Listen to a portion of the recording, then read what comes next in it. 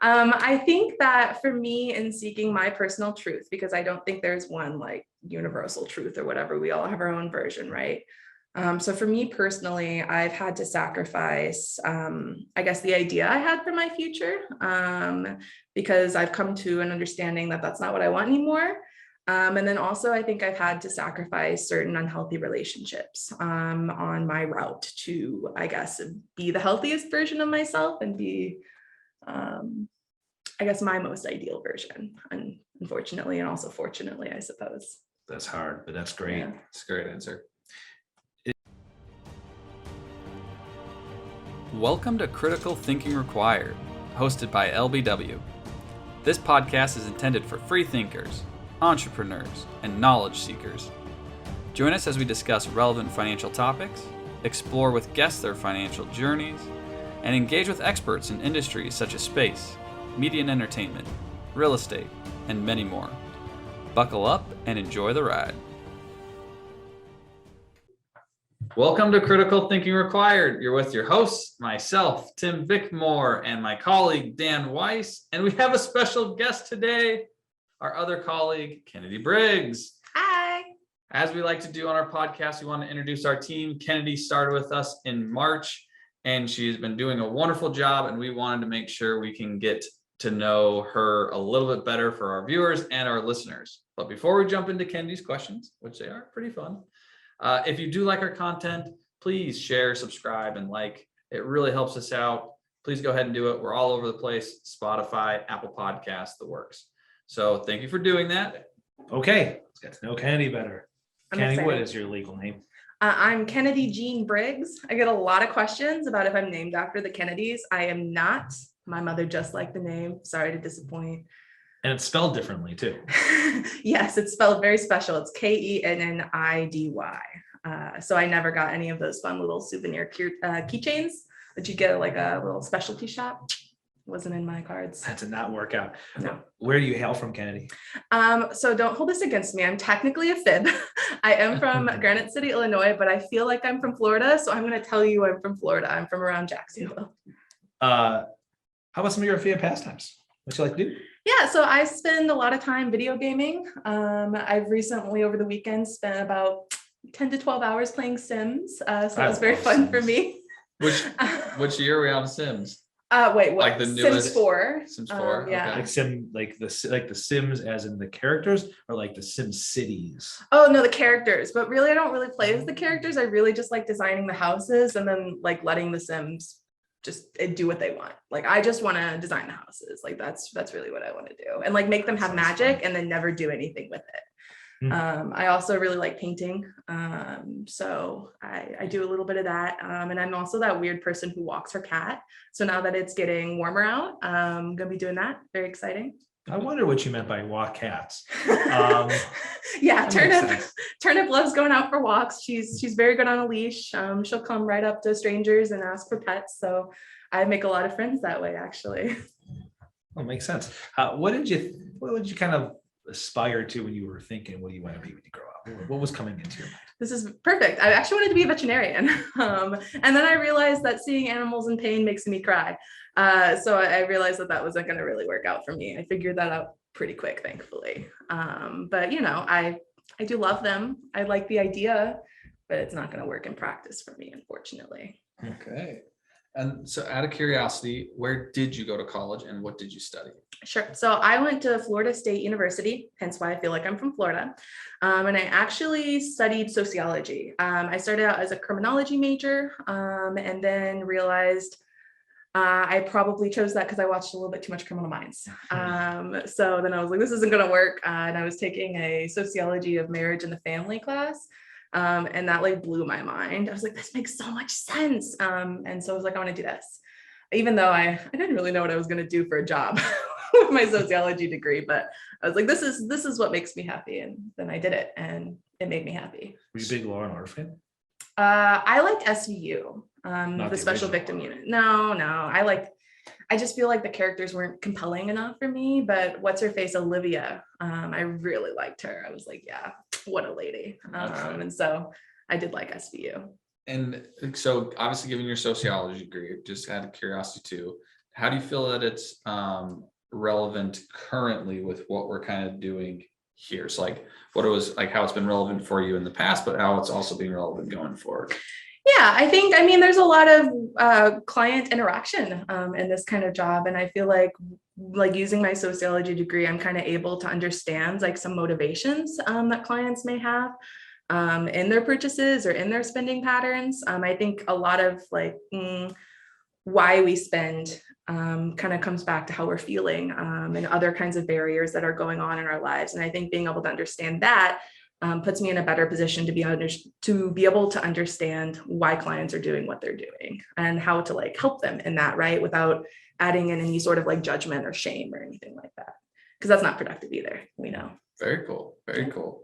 What else in college do you feel like you kind of were taught that you feel is relevant to who you are now? Like what in college, what is that experience who kind of brought Kennidy to be Kennidy? Yeah, so I think the biggest thing that I can think of was probably I was involved in a living learning community, which I'm not sure exists everywhere. I've learned they don't exist in Madison. So LLC for short, it's like this group your freshman year where you get to like be a part of some sort of specific topic. So for me, it was the social justice living learning community. So I got to be in a cohort with a bunch of people who had some similar interests around that field and kind of learn together. And that was the biggest thing for me. That's what got me into, I ended up doing a leadership certificate, which I'll chat a little bit about later, and kind of set me on the path for like my entire college experience. I got to know some really cool people and I got to come back and be a mentor and a teaching assistant for the next cohort of freshmen, first year students. And so it was really powerful. I got to learn a lot about communication and leadership. And how to support people in new and scary situations. Cool. Did you guys actually live together? Or yeah, we so were you had, all like, on in, the like, a first dorm? floor of a dorm together. Cool. And it was a lot of ruckus. But yeah, no, that's what part of what was so cool. We took a class together, 3 classes together, one our first semester, one second, and the other one we could have done either way. And so we got to go to like a conference together, which I eventually presented at. It was all really cool stuff. And how many people were in the cohort? Ooh, got to dust off those memories. There was under 30. I think it was Okay. about 26 for our year, which was large, but I don't know if that number is 100% accurate. 20 to 30. Okay. Okay. Very cool. Yeah. And I know you obviously have a little bit of a different background. You didn't go into thinking finance necessarily, No. but now here's where you sit. Yeah. And so I was curious on what kind of got you into the profession. There were no plans to be here. It's just kind of how it happened. And I'm very happy it happened. Don't get me wrong, but I was looking for a different job at my last job. And I kind of became aware that this is, y'all existed. And I started thinking about it more because my fundamental goal is to like help people. Right. But I just haven't really known how I want that to look like. I've had some ideas and it's been like, just kidding, Kennidy, you don't want to be a lawyer or whatever it may be. And so I started thinking that maybe this would be it. I've learned about I'm talking with my hands.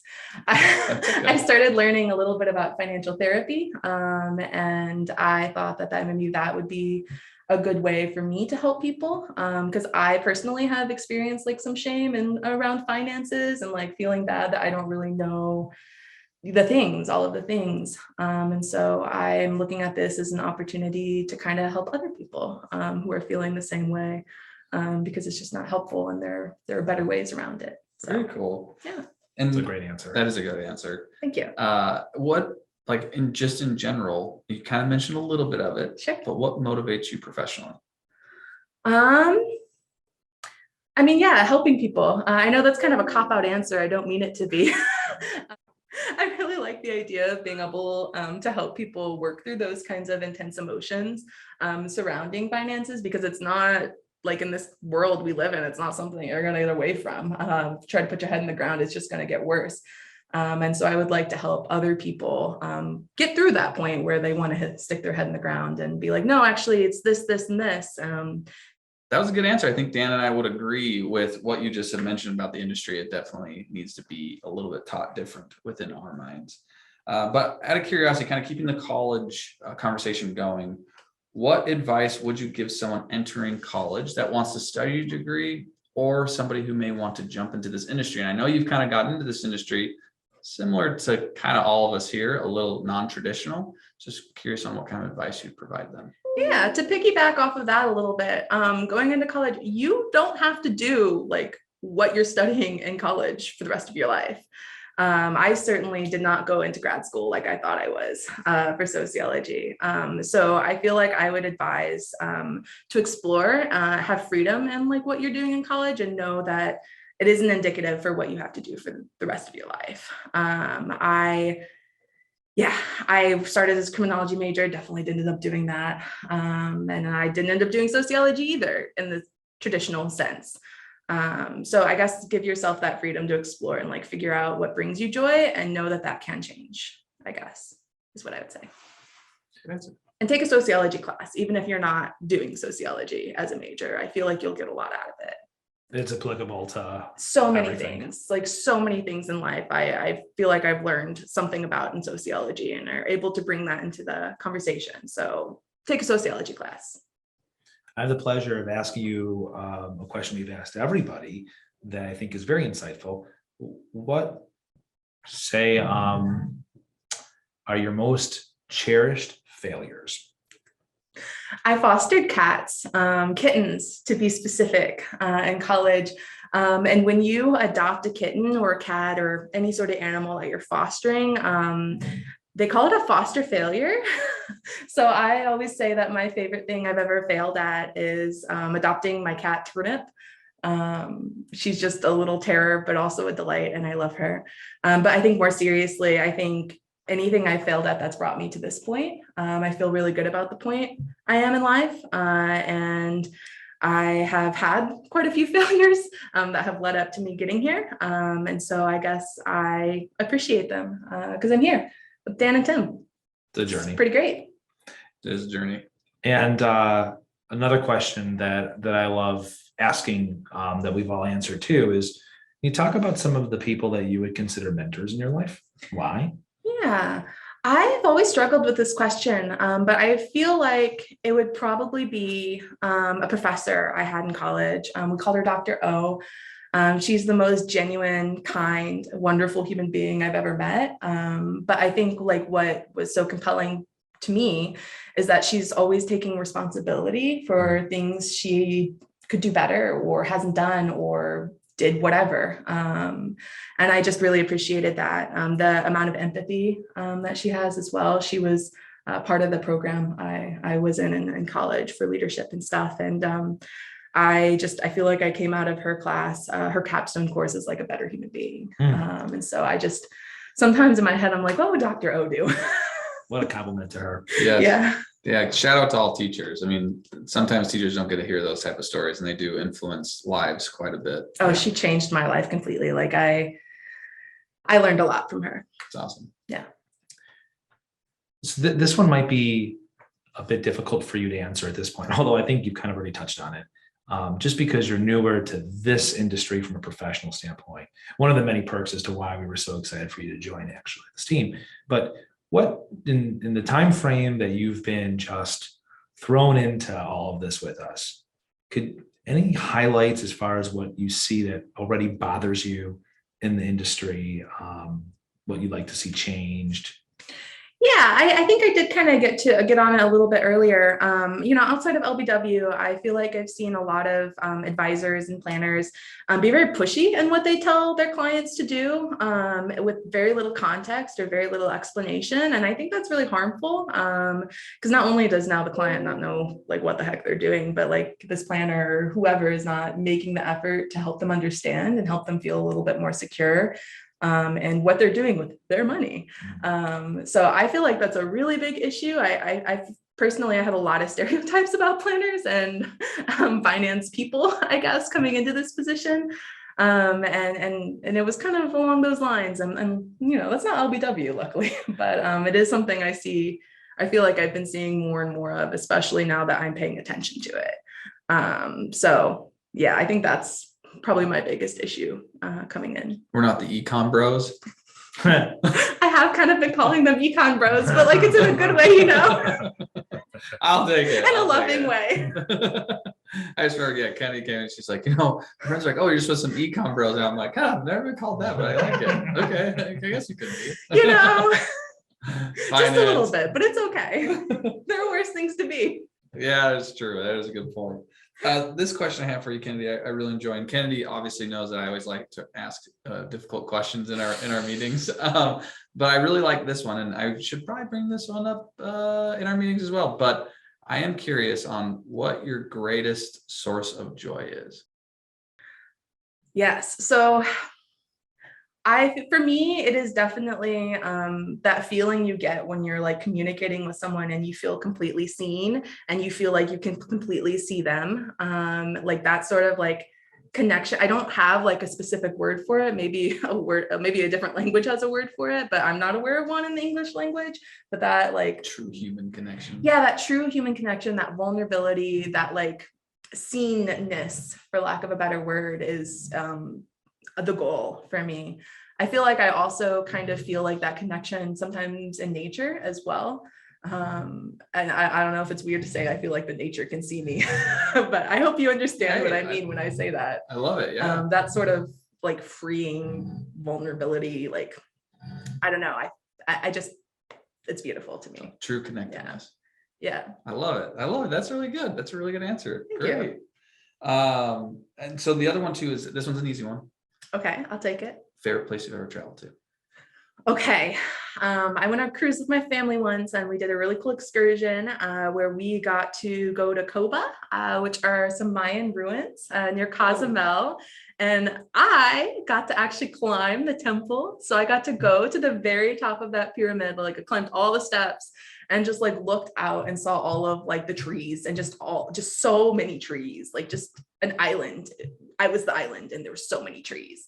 And so like, I think being there and like feeling, I don't know, just like how the respect, I guess, for the site. I minored in anthropology. My favorite part was archaeology. So this is on brand for me. I was going to bring that up if you did it. And I was like, yeah, this makes total sense. Yeah, no, that was absolutely the coolest thing I've ever done. Awesome. I feel very lucky and privileged to have been able to do that. That's because most Mayan ruins you cannot climb. It's just not a thing. But that's one of the less traveled spots. So I got to. Very cool. It was really cool. That's super exciting. Also with the archaeology, anthropology, all that stuff. I love it. That's awesome. Now we always ask this one too. We always want to know, everyone has a different answer. What would be your last meal? If you had a every choice? time. This is so hard. I'm a foodie, so like my favorite meal changes on the day. Well, what is it today? I guess today, so hands down, every single last meal answer I'll ever give, I want a hazelnut milk latte with honey. If you like coffee and you're not allergic to nuts, get yourself some hazelnut milk and make yourself a hazelnut milk latte. It is the best thing I've had in my entire life. And I have a coffee background. So that for sure. And then I think today, maybe some barbecue ribs, like some barbecue ribs, maybe some mac and cheese from Max. Can I say that in a podcast? Okay. You can say it. Shout out to Max. Shout out to Max. And then maybe some mashed potatoes and some sweet potato casserole. It would be sweet potato casserole. Yes, it's the best thing about Thanksgiving in my house. You just discovered Tres Leches cake last week with that. Oh yeah, absolutely. Yeah. The Tres Leche cake from Costco. It's so good. Oh my gosh, I completely forgot about that. Thank you, Dan. Nice. So the Tres Leche cake as well, because that was delicious. Oh my gosh. Now I kind of want barbecue. Making me sound, yeah. Food's on its way. Yeah. And how would you say one person is best suited to help another? Like how do you help people? I mean, I think the first step is empathizing with them. I don't think you can help anyone if you can't put yourself in their shoes and understand why they're hurting or why whatever it is painful for them or hard for them. The first step is always empathy, I think. Hands down. Empathy's a good answer. Yeah. I mean, I don't know how you can help anyone if you can't understand or like try to understand like what they're going through. Because then I feel like if you can't make that step, you're not going to be giving them good feedback or support or advice, whatever it is they're looking for, that because it's not always feedback or advice. Sometimes Pro tip. Sometimes you just want to be seen. Sometimes you just want to be seen and heard and validated. Yeah. So yeah. Tim asked this of me from a book that he read maybe a couple months ago. I thought it was a very impactful question. So here it is.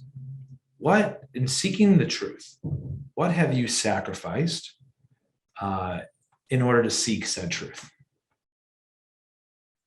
Ooh, I think that for me, in seeking my personal truth, because I don't think there's one like universal truth or whatever, we all have our own version, right? So for me personally, I've had to sacrifice, I guess, the idea I had for my future, because I've come to an understanding that that's not what I want anymore. And then also, I think I've had to sacrifice certain unhealthy relationships on my route to, I guess, be the healthiest version of myself and be, I guess, my most ideal version. And unfortunately, and also fortunately, I suppose. That's hard, but that's great. Yeah. It's a great answer. Can you give us just a thought on an unpaid thought on how would you describe your experience over the last, couple months here? Oh, it's been great. That's like Unpaid. easy. That's the easiest Unpaid question. I feel very respected as like a human being here. And I think I really appreciate that. Y'all said that in the interview process, but it's a different to actually practice what you preach kind of thing. And every step of the way, I felt very valued. And I feel like I've been checked in upon, pardon me, many times. Like, is there anything you need, Kennidy? How you doing, Kennidy? Like, is this okay, Kennidy? Like, are you feeling okay, Kennidy? And I don't think I've necessarily had that at previous positions. I think the community aspect here too is what I was searching for. It's like unbelievable. I feel like part of the family, and I've only been here for 2 months. So yeah, I mean, 10 out of 10 would recommend. Thank you. Thank you, Kennidy. That's very kind. It's the truth. I'm not being paid for this moment. Remember? I'll start out with some final thoughts, and as viewers know, Kennidy will have last words. That's her right. So my final thought is we're just really happy to have you be on board here, part of this family. It's we're always just trying to be better. Tim and I, we were joking about this, but we were not actually. When Tim, I, and Nathaniel and Ying started this, we always said that if 20 years goes by, and it won't speak to Ying because it's not the case, but Tim, Nathaniel, and I, if we weren't the three dumbest people sitting around the table 20 years from now, that we had really done something wrong. And I think with you and other people coming on, that's playing out like we thought it should. So it's just really great to have you on here, and really appreciate just your vulnerability and bringing that to our clients. Our clients share those things with us, and they give us so much that it's just really important for us to have that be a two-way street and give back. So thanks for being open to doing this and being part of this process. Thanks for having me. Yeah. I guess I'm next, and I can go with my final thoughts. I echo a lot of what Dan just said, but I'll add a little bit of flavor to it. We really do appreciate you being here just in the short time, the short stint that you've been here, and you've grown a significant amount within just been almost 2 months now, which is fantastic. But the one thing I do love to see about you is that your willingness to absorb, be a sponge, learn. I think that innate ability to learn is something that's important here at LBW, but even more important, I think you bring a different flavor to the team in the sense of your empathy question, right? Your connectiveness, the ability to want to connect. Some people can connect, but may not want to do that. And it is important in this role, and it's important in this job. Dan and I like to talk about it. There's really two sides of this job. There's a quantitative and there's a qualitative. Some people are really good at the quantitative. Some people are really good at the qualitative. I think that you have a skill set to do both, but you really do learn to that qualitative side, which is extremely important because it's that nuance you talked about, right? Mm-hmm. That some people at times it's missed within the education and the system. And the other thing is I always ask Kennidy tough questions when we meet. And one is a high-low buffalo. So I'm going to talk about my buffalo in this. in this podcast really quick. The one thing that I was surprised. Explain what a high-low Yeah, what's a buffalo buffalo? is. Okay, Tim. so high-low buffalo is you have your high of the week, your low of the week, and your buffalo is your surprise of the week. So I'm going to use buffalo as a surprise of the podcast. I think it was your last meal. I was really surprised at your last meal. I really I'm was. from the South. I know. Sort of. I was like, this is very Southern, which makes a lot of sense. But it made my mouth water. So I was like, dang, that was probably my buffalo. It was really good. I'm like, ribs? Okay. And the hazelnut latte with It's ribs. so good. I'm gonna do that tomorrow. Please do it. Mixing a lot of different things in there. I was like, okay, I'm down with this. That wasn't expecting it. Love it. So I appreciate you mentioning what you do for the last meal. I always like that question. But it is your last thought. So go right ahead and you can kind of finish us off. Yeah, overall, I'm just really thankful to be here. I feel very lucky every time I drive to work. I always get really excited. I'm like, ooh, get to go see Dan, Tim, and Gary, and Ying, and Nathaniel. So yeah, I feel very privileged to be a part of this team, and to be able to learn from all of these wonderful people, and then also get to maybe meet some of you wonderful people. So yeah, I feel very lucky and privileged to be here. And as always, thank you all for tuning in and joining us and learning a little bit more about Kennidy. Like and subscribe. Please. We look forward to seeing you next time. Have a great rest of your week. Take care. Thank you for taking the time to start your journey of thinking differently and listening to LBW talk about stuff they love. Until next time.